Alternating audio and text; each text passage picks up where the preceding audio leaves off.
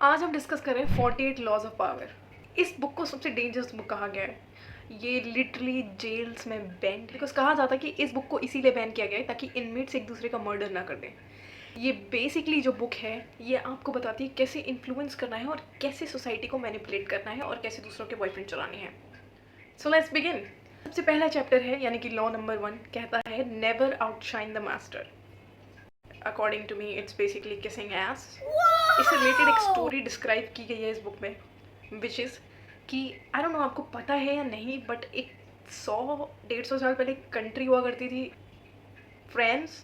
इस कंट्री में एक फाइनेंस मिनिस्टर हुआ करता था जिसका नाम था Nicolas Fouquet. I don't know if I just pronounce the word right, Fouquet. So वो लिटरली बहुत ज़्यादा अमीर था, इसीलिए नहीं क्योंकि वो वहाँ का फाइनेंस मिनिस्टर था, बट वो चुराता बहुत था। वो ही वॉज लिटरली अ चोर। फ्रांस का जो प्राइम मिनिस्टर था उसकी डेथ हो गई।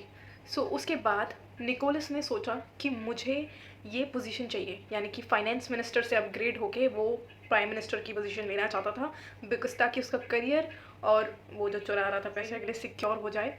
और एज यू नो कि प्राइम मिनिस्टर पोजीशन एक बहुत ही इम्पॉर्टेंट पोजीशन होती है, सेकंड मोस्ट इम्पॉर्टेंट पोजीशन होती है किसी भी कंट्री में।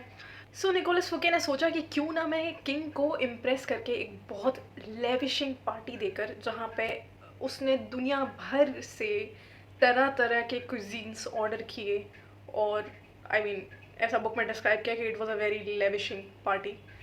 तो निकोलस फुके एक फ्रेंच कोर्ट में रहता था, यानी कि उसकी एक अपनी बहुत बड़ा किला था, like fort night type of, और उसका नाम था शेटो दे वो le Vicomte, if I pronounce this correctly.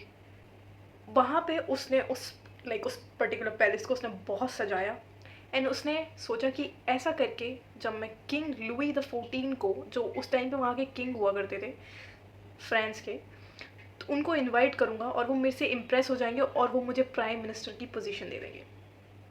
तो ये सोचकर उसने एक बहुत ही लेविशिंग पार्टी रखी, लेकिन अगले ही दिन निकोलस को अरेस्ट कर लिया गया और किंग लुई द 14 ने उसको लाइफ टाइम जेल में डाल दिया। अनफॉर्चुनेटली निकोलस की डेथ हो गई। ऐसा हुआ क्यों all of a sudden?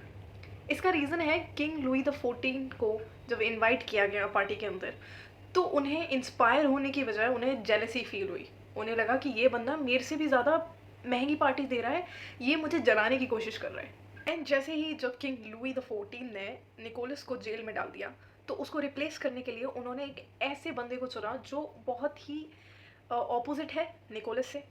And उस बंदे ने प्राइम मिनिस्टर की पोजीशन पे आ गया, तो उसने किंग लुई द 14 से इंस्पायर होकर उन्हीं की फंडिंग अप्रूव करके बहुत सारे पैसे चुराना शुरू कर दिया।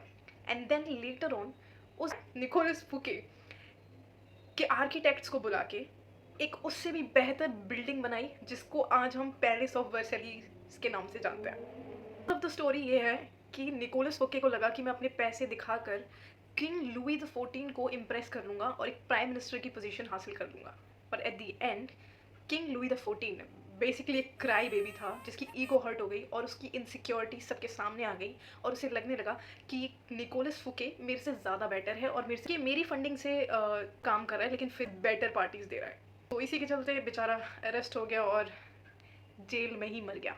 Moral of the story chapter 1 का ये है कि कभी भी अपने से ज़्यादा पावर वाले बंदे को इनसिक्योर फील मत कराओ, क्योंकि अगर ऐसा हुआ तो हो सकता है कि आप कहीं ना बचें। और ये लिटरली हम रियल लाइफ एग्जाम्पल्स भी बहुत सारे देखते हैं आजकल। So make your master jealous and insecure because of you.